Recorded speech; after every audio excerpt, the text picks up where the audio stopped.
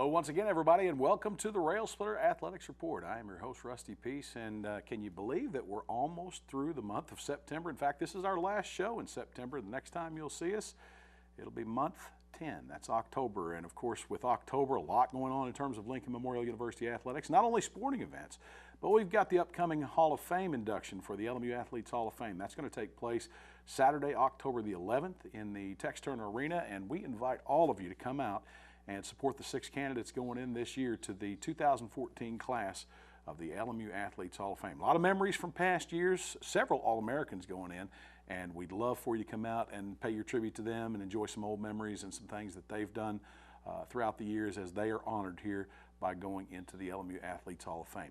Now, I will tell you that we have some sporting events to talk about. In fact, a lot of them from the past week, and we got a lot coming up in the week ahead, so stay with us. Our guest tonight is Crystal Evans of the LMU Women's Basketball Program, and we'll be back right after this on the Railsplitter Athletics Report. If you love your car or truck, let us help you keep it clean at Soapy J's. Soapy J's has unlimited wash plans to fit every budget. Try our $5 express wash or one of our 3 monthly wash plans. The Wheel Deal, the Soapy J, or the new Blast Wax. With our monthly wash plans, if you pay with credit card, all you do is pay for the present month and your card will be billed on the 1st of each month. Don't forget, Soapy J's has free vacuums with any wash. Soapy J's Express Car Wash, open 7 days a week. Let us help keep your car or truck clean at Soapy J's. Soapy J's on the Cumberland Gap Parkway, Middlesboro. J. Frank White Academy is more than a high school. Your child will have room to grow in mind, body, and spirit. Small, safe learning environments, individualized learning plans, and cutting-edge technology. Every child deserves a quality education in a safe, nurturing environment. Our college prep program teaches a love of learning, self-discipline, and service to others. The Academy is fully accredited by Advanced Ed. You have a choice at the J. Frank White Academy.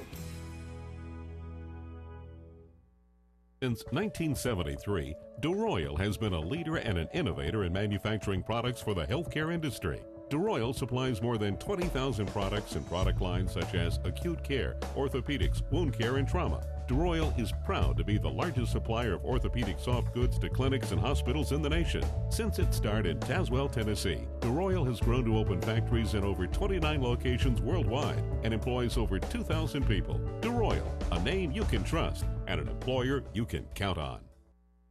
Looking for efficient, compassionate, and comprehensive health care for you and your family? Visit University Medical Clinic. All providers are faculty members of LMU's DeBus College of Osteopathic Medicine and are board certified in their specialty. Multiple specialties available including family medicine, pediatrics, OBGYN, and osteopathic manipulative medicine, with locations in Harrogate, Tazewell, and New Tazewell, and most insurance plans accepted. University Medical Clinic is here to serve you. Call 423-869-7193 for an appointment. University Medical Clinic. Welcome back to the show. Before we get started, I want to tell you that to check out all that's going on with LMU Athletics website, www.lmurailsplitters.com. Brand new website, brand new look. You'll enjoy it. All right, it was another successful week for Lincoln Memorial University Athletics. Men's and women's soccer, men's and women's cross country, and volleyball were all in action over the weekend, while both men's and women's golf teams were on the road earlier this week. Soccer was in South Carolina. Volleyball traveled to North Carolina, and cross country was in Berea, Kentucky, while the men's and women's golf teams were in Dade City, Florida, and Etowah, North Carolina.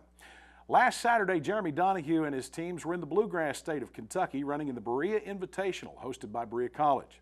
The event marked the 3rd time in as many weeks both teams had participated in a collegiate event. Nonetheless, and has been the trend in the early part of the season, both teams again finished inside the top 5, with LMU's women collecting a 2nd place finish, and 3rd place finish in is what the Railsplitters finished with, actually in 4th at that event. Earlier this week, we sat down with head coach Jeremy Donahue and got his thoughts of how both teams performed. A great team. Campbellsville was pretty strong, Georgetown, Tennessee, Westland, so a variety of teams that usually head that way that compete strongly and that we match up pretty well with and contest with. So we like to head up there, and it was an okay showing for us. Maybe could have got a little bit more, but overall we came out satisfied with 3rd place performances and on the women's side, and then now I'm losing track on the men's side. I believe we were there the same, or 4th place on the men's side, so probably could have been a little bit better. Both teams will take part this weekend, or take this weekend off rather, and won't return to collegiate competition until, again, October 4th when they travel to Louisville, Kentucky for the Greater Louisville Classic. The event is one both teams have participated in for several years and features one of the largest fields of collegiate and individual competition both teams will run against all season. In talking with Donahue, we asked him how he hopes both his squads will benefit from running the event. We're more setting up, just trying to get that racing experience, just get a few of them under our belt, and then this second half of the season, starting with Louisville, you're really starting to look to perform, and like I say, it lets us know where we're at a good part of the season. And then, coming up this week, we'll have some conference teams that are going to be up there. So hopefully, depending on how they seed the races and match up, hopefully we'll be running against some of those conference schools that we haven't seen. And compare ourselves to those about a month out from conference. And so a couple different things, like you said, looking for comparing where we're at past years, and then also see some teams that are in the region and in the conference and where we stand. Again, the Greater Louisville Classic will run Saturday, October 4th, and is hosted by the University of Louisville and gets underway at 9 a.m. Turning to soccer on Saturday, Lincoln Memorial University's men's and women's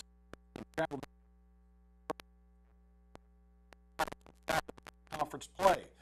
The Railsplitters actually got the afternoon started when they put their unbeaten one-scored upon mark of 4-0 on the line. Newberry entered the match at 2-2 on the year and looking to upset the then number 25 nationally ranked LMU men. The Railsplitter swagger followed them from Tennessee to South Carolina.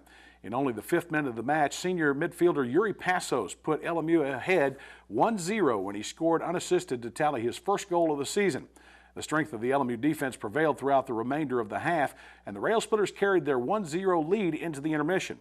As the second half got underway, it was the Wolves that went on the defensive when Davis Bryan flicked in, or actually the offensive, when Davis Bryan flicked in a header in the 52nd minute on a goalie mismatch to even the score at 1-1. Less than 10 minutes later, Newberry's Sterling Wendt was assisted by Stephen Harvey when he scored on a volley over LMU keeper Marcel Barvanitz to put the Wolves ahead 2-1, and the thought of upset was then in the minds of Newberry fans. Over the next 14 minutes of the match, the Wolves remained ahead 2-1 until LMU sophomore George Burns scored the equalizer and his first goal of the season in the 76th minute to tie the match at 2-2. Despite outshooting Newberry 20-12 and 6-5 in shots on goal, the Railsplitters played to the end of regulation and 2 overtime periods, but couldn't break the tie and thus were destined to push for the stalemate. On Wednesday, the Railsplitters traveled over to Mars Hill, North Carolina to take on the Lions of Mars Hill University. While the LMU men have defeated Mars Hill several times in the past few seasons, it seems the Lions have had the Railsplitters' number at the worst time possible and had won 5 straight. Such was the case Wednesday when Heliodana and his club took the field unbeaten on the year and once tied. LMU's Leonardo da Silva scored first and unassisted in only the 5th minute to give the Railsplitters the edge early. The Lions evened the score less than a minute later when Tomas Freitas put in a header from 10 yards out, and just like that, the match was a toss-up. After playing the remainder of the first half in a 1-1 tie, neither team could break the silence until Yao Costello scored on a cross in the 82nd minute to give the Lions what eventually turned out to be the game-winning goal. The LMU men are now 4-1-1 on the year while holding a number 20 national ranking for the remainder of the week, but that will surely change whether they win or lose this Saturday when they play host to the Bears of Lenoir-Rhyne University. Match time at the LMU soccer complex is set for 3:30. And in women's soccer, the LMU women's matchup they rolled over the Wolves on Saturday 1-0 in that victory. Newberry, that was over the Wolves of Newberry behind the duo of Michelle Hunter and Katie Soule, who connected in the 26th minute of the match. Soule played a ball through a seam in the Newberry defense and gave Hunter a 1v1 situation with the keeper as she was able to exploit it into her 4th goal of the season and ultimately Saturday's game-winning goal. The win pushed the Lady Railsplitters to 3-2 on the year and 1-1 in conference play, entering Wednesday evening's conference road match with Mars Hill University. In that matchup, the Lady Railsplitters again struck early in the match, but this time struck often. LMU sophomore forward Michelle Hunter again hit the back of the nylon from 8 yards out 1 second into the 17th minute to give the Lady Railsplitters a 1-0 lead off of a pass by teammate Fernanda Miachi. A short time later, Miyachi tallied a goal of her own on a breakaway in the 25th minute to put LMU ahead 2-0 with a little less than 20 minutes to play in the half. Although LMU put nothing in frame for the remainder of the period, it didn't take them long to extend their lead to 3-0 in the early minutes of the second half when Katie Soule scored after dribbling through the defense and blasting a shot in from 15 yards out. MHU wasn't able to get any offense going until the 55th minute when Brianna Tate scored on a penalty kick after an LMU foul in the box. The goal would be the Lions' only of the night, and LMU would add another blemish to the MHU margin before the end of the regulation when Marissa Kiernan caught teammate Maddie Nagy's deflected shot and put it in, and that gave the LMU women their final 4-1 margin of victory. Now 4-2 overall and 2-1 in SAC play, the Lady Railsplitters are gearing up for this Saturday's home conference bout with the Bears of Lenoir-Rhyne University. The LR women will bring an undefeated conference mark of 3-0 to the LMU soccer complex, along with their 4-2-1 overall record. Saturday's bout gets underway at 1 p.m. just prior to the LMU men's matchup. And the Lincoln Memorial University golf teams were also in action earlier this week. The Lady Railsplitters traveled over to North Carolina to play in the Etowah Valley Intercollegiate, while the Railsplitters were down in Dade City, Florida, competing in the St. Leo Invitational. In the Lady Railsplitters event over in Etowah Valley, Lindsay Davis turned in the best performance of her collegiate career to help the LMU women improve 11 shots from their first round of play and to record a team score of 308 in day 2 of the event to take a third-place finish with a final score of 627. Tuesday's effort tied a tournament low and allowed the Lady Railsplitters to finish with an even par in Tuesday's final round behind champion Newberry College and second-place finisher Carson Newman University, who bested the LMU women by only 2 strokes. Davis turned in the event with a 151, 7 strokes over the rounds with rounds of 76 and 76 to garner third place individually. Lady Railsplitter Sydney Gallant carded a team low 75 in Tuesday's final round, finishing the tournament with a 12 over par 156 to take 8th place. Teammates Brandy Van Etten and Casey Ankrum finished tied for 10th place overall. Van Etten posted rounds of 78 and 90 for a 14 over par 158, while Ankrum turned in a pair of 79s to equal Van Etten's 2-day total. Senior Lindy McGuire flipped the script on day 2, recording an 8-shot improvement for an 18 over par 162 to take 14th place, while Michaela Conway shot a pair of 82s to finish the tournament with a final score 164 to take 18th place in the event. Danielle Burrell and Megan Lawson round out the LMU women participation at the Etowah Valley Intercollegiate, as Burrell fired rounds of 85 and 81 for an individual score of 166, and Lawson shot 93 both days to finish the tournament with a 186. Monday of next week, the LMU women will travel over to Greenville, Tennessee to participate in the annual Tusculum Fall Classic hosted by SAC member Tusculum College. That's going to be at Link Hills Country Club, by the way. The tournament is a 2-day event and is one of 4 remaining on the 2014 fall schedule for the LMU women's golf team. The Lincoln Memorial University men's team, however, was down in Dade City, Florida this past week. The Railsplitters were unable to make a push in the final round of the Invitational, instead falling 5 spots down to 15th place with a 13 over par 301 on Tuesday at Lake Jovita Golf Course and Country Club. Lincoln Memorial opened with an even par 288, finishing with a 13 over par day 2 total of 589. 8 of the 17 teams in the St. Leo Invitational field finished the 36-hole event under par. USC Aiken came from 3 shots back to capture the tournament title with a 2-day total of 562. That's 14 strokes under. North Alabama and Lynn settled for a 2-day tie for second place with 10 under par at 566. Two-time defending national champion Barry University claimed 4th place at 8 under par with a 568, while Nova Southeastern and Columbus State tied for 5th at 7 under par with 569. LMU junior Connor Froning, by the way, and senior Braden Gallion paced the Railsplitters as the duo met in a 10-way tie for 27th place at even par for the tournament. Froning followed up his opening round 4 under par 68 with a 4 over par 76 Tuesday. Gallion, meanwhile, fired a 1 under par 71 to offset 73 1 over in the first round. Gallion's second round included a team high 5 birdies to go along with 2 bogeys and a double bogey. Of the 17 teams in contention in Dade City, 12 were among the nationally ranked top 25 teams in Division II golf, according to the Head Golf Coaches Association of America preseason poll. The Railsplitters are now set to travel to Greenville, Tennessee as well on Monday and Tuesday in hopes of bouncing back from the Tusculum Fall Invitational And incidentally, the LMU B team was also over to Etowah Valley on Monday and Tuesday and turned in a third-place finish behind North Greenville University and Brevard College. Well, let's turn to volleyball from the weekend. Jenny Michael and the Lady Railsplitter volleyball team competed in their first conference road trip of the season last week on a successful note.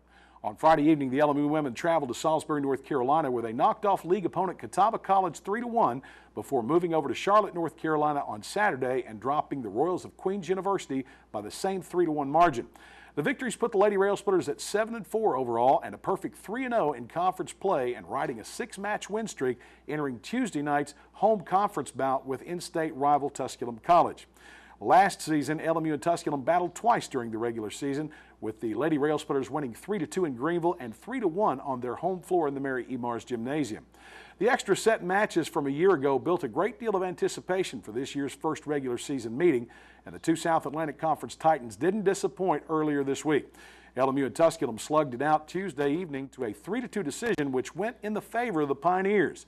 After winning an impressive opening set at 25-16, the Lady Railsplitter energy died somewhat, and Tusculum found its rhythm to capture a 25-23 and 25-13 victories in sets 2 and 3. The 2-1 lead in that match took them into a fourth set. Late in set 4, the LMU women were on the ropes and trailing by 5 points when junior Allison McKinnon entered the lineup to spark a late set comeback. Behind her efforts, the Lady Railsplitters were able to overcome a 5-point deficit and overtake the Pioneers to seal a 25-23 win in the set and to even the match at 2 sets apiece.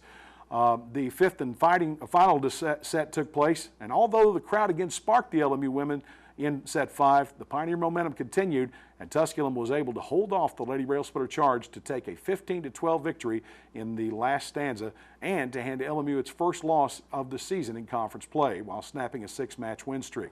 Now 7-5 on the year and 3-1 in league play, the Lady Railsplitters hit the road again this weekend in league action when they travel to Hickory, North Carolina Friday evening to take on the Bears of Lenoir-Rhyne University, and then move over to Brevard, North Carolina on Saturday to try to take a little bit of wind out of the tornadoes of Brevard College.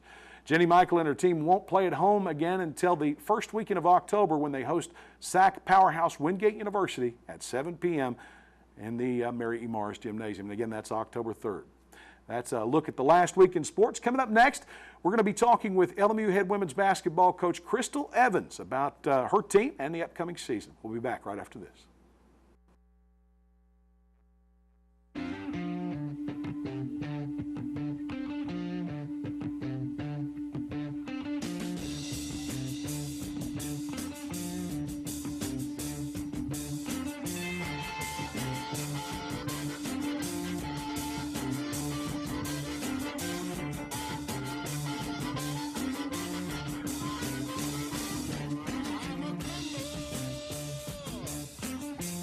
Top off at mycoachrewards.com. No matter whether it's breakfast, lunch, or dinner, Subway of Harrogate and Middlesboro has your fresh interests at heart. On your way to work, try one of our mouth-watering breakfast sandwich or flatbread omelets. If it's lunch or dinner time, choose from our wide selection of classic, select, or premium sandwiches, all made to your order. If you're serving a crowd, Subway has sandwich platters, giant subs, box lunches, and even cookie platters. Whether it's dine-in or carry-out, you can eat healthy and eat fresh at Subway. Subway, 362 Catawba Avenue in Harrogate and on the corner of the Village Square Mall, Middlesboro.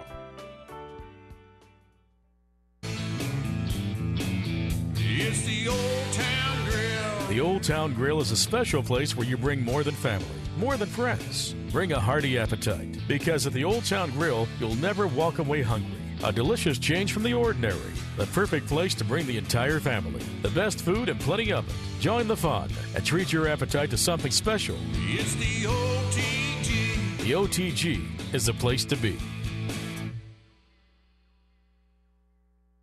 We'll help families adopt children from around the world and in our own backyard. I am teaching ethics to the next generation of lawyers. I will make a difference for the underserved of this region. I will be an advocate for my clients. As a prosecutor, I fought for those who couldn't speak for themselves. I'm a lawyer and professor. I will be a lawyer. I will be a lawyer. I will be a lawyer.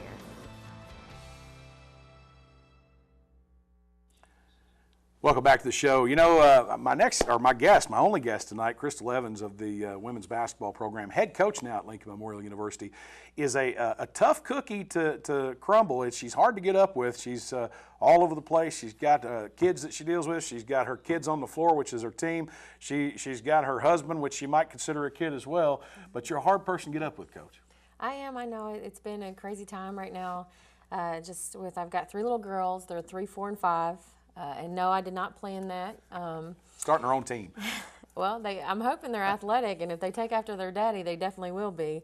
I only had a quick release when I was in college, so that was about the quickest thing I had. But I definitely love those little girls. They keep me hopping, and then my team keeps me hopping as well. So I have been a little bit busy. I've been on the road recruiting and getting prepared for this upcoming season and also seasons in the future. For most of us, when we're in September and even into October, we're not really thinking basketball, for most of us. If you're in LMU's athletics department, or if you're, in my case or our case here with the LMU Sports Network, you're in the middle of soccer, you're in the middle of volleyball season and some other seasons that are taking place in kind of off-season sports. In reality, we're only about 2.5 weeks away from the beginning of practice for the 2014-15 season for basketball. Yes. Now that said, this is your first season at the helm of the LMU women's basketball program. You came in, had a pretty good returning class from a year ago, but you brought in some key players, and from what I've seen, from what I've heard, LMU fans, I think you're going to be in store for a lot of good times this year. Well, not trying to put that monkey on your back right now. No pressure, but I'm actually very excited about the season. I think we've got a lot of great pieces with our team, and I just feel like the future looks bright, and you know we're ready to be a championship team, and we'd like to bring that to this community. We'd like to bring that to LMU, and I believe we got the pieces to do it. I look at the talent we have returning from a year ago, and obviously we've got some key pieces coming in, but you've brought in some key pieces. We won't go into detail this week on the individuals that we're talking about, but you also brought in a new assistant, and Brooke Wilkinson, I know, is somebody that you're well acquainted with, and that was just a natural fit from the beginning. It was. We coached together at Gardner-Webb University, and she was there when Gardner-Webb won the tournament, the Big South Championship, and she was a big part of that. Brooke's just great. She knows her X's and O's, and she's a little bit of a comfort zone for me. We like each other, we enjoy each other, and we believe in each other, and that's it. That's just a great asset to have on any staff. You haven't been at Georgetown. Obviously, you've experienced the big time. You've experienced the city life and the metro life, so to speak, in D.C. But you've been at the other end of the spectrum, too, over in Boiling Springs at Gardner-Webb. So coming to Harrogate wasn't anything really that you weren't really prepared for, but you come to Harrogate, you've got what I like to call the atmosphere-controlled Tex Turner Arena. It has a new facelift, so to speak. We're going to have new press tables. The floor is beautiful. What's it been like, including that type stuff and the initial stages of you getting started in your first head coaching gig, your first year as a head coach? What's that been like for you to get acclimated to? Well, it actually hadn't been hard at all as far as the location. This is very similar to Gardner-Webb. I love Gardner-Webb. I love Bowling Springs. It was such a family atmosphere. It's actually where I had my 3 daughters, and it just we were embraced by the community. We were embraced by Gardner-Webb, and it's just I love it dearly. And when we got to D.C., we were like a fish out of water. I didn't realize how country I was until I was actually in that type of city. It took me an hour and a half to get to campus every day. I lived 14 miles away. I was just in traffic every day. And you don't realize at first how much time you're actually missing from your family. I mean, you spend 3 hours in traffic each day on a round trip. You know, that's 3 hours I could have been spending with my family. And so coming here and this, you know, Harrogate, it just reminds me so much of being in Bowling Springs, and I do actually get to be a mother, not just a coach, but as being a head coach now, I'm not going to lie, I've actually been wanting this for the last couple years, and I've been so excited and ready to jump into it. So I was, you know, kind of hit the ground running the second I got into Harrogate. We've got probably less than a minute to go in this segment, Coach. In about 30 seconds, if you can, give us an idea of what the team is going to be doing from an individual workout basis, and once they get started, about the midweek or mid-month of October in terms of preseason practice. Well, right now we are it's a process. We're learning each other. I'm learning the players. They're learning my style, and we're trying to find a happy medium, which is my way, kind of, or the highway. And they're jumping on board. There's really been no pause about that, but we're starting to practice full go October 15th, and right now we've already started settling in our offense, and we're just moving ahead with some defensive schemes starting October 15th. Coach, I've heard no bad things about it at all. In fact, I've heard that all the girls love the system. They love what you're teaching out there as far as what they're having them do on preseason conditioning and so forth. So we're looking forward to big times here at LMU, and we want to wish you the best luck. We're going to be talking to you a lot in the upcoming next few weeks. Great. I look forward to it. All right. Crystal Evans of the LMU women's basketball program will take one more time out, be back to close out the show. Stay with us right here. I deal with life and death situations. We touch a lot of lives every day. People's lives are in your hands. I will be a nurse. I will be a nurse.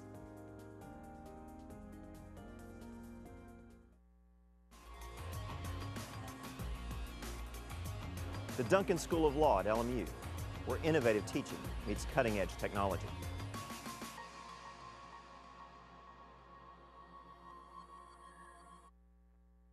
You love your car or truck? Let us help you keep it clean at Soapy J. Soapy J's has unlimited wash plans to fit every budget. Try our $5 express wash or one of our 3 monthly wash plans. The Wheel Deal, the Soapy J, or the new Blast Wax. With our monthly wash plans, if you pay with credit card, all you do is pay for the present month and your card will be billed on the 1st of each month. Don't forget, Soapy J's has free vacuums with any wash. Soapy J's Express Car Wash, open 7 days a week. Let us help keep your car or truck clean at Soapy J's. Soapy J's on the Cumberland Gap Parkway, Middlesboro.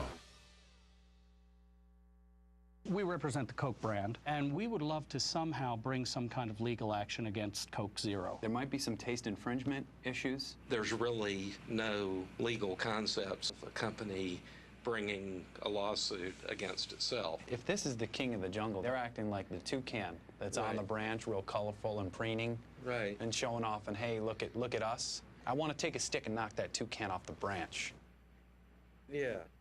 Da, da, da, da, da.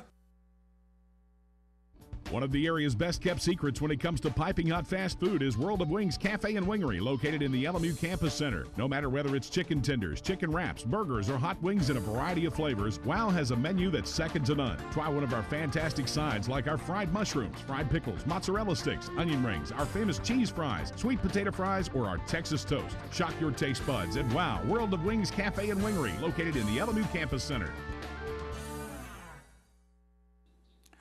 Welcome back. As we close out the show, I want to remind you that this coming weekend, the LMU men's and women's soccer teams are in action at home on the LMU Soccer Complex field. They'll host Lenore Rhine. That's a 1 at 3:30 start, and we invite all of you to come out and support the Railsplitter and Lady Railsplitter soccer teams, as it is completely free to the public. I want to tell you as well, again, prefacing the Hall of Fame induction, October 11th, 6 individuals will go in. Brittany Walker, LMU softball team, Helena Sokolova of the LMU women's tennis team. You've got Greg Lashley of the LMU men's golf team, Eloisa de Oliveira of the women's soccer team, also Nelson Pizarro of the men's soccer team, and former Railsplitter men's basketball player Steve Marcy. They'll all go in as the 2014 class of the LMU Athletes Hall of Fame. Come on out and join us for that event. That's all the time we have for tonight. Until next week, for everybody behind the scenes, I'm Rusty Peace. Good night, everybody.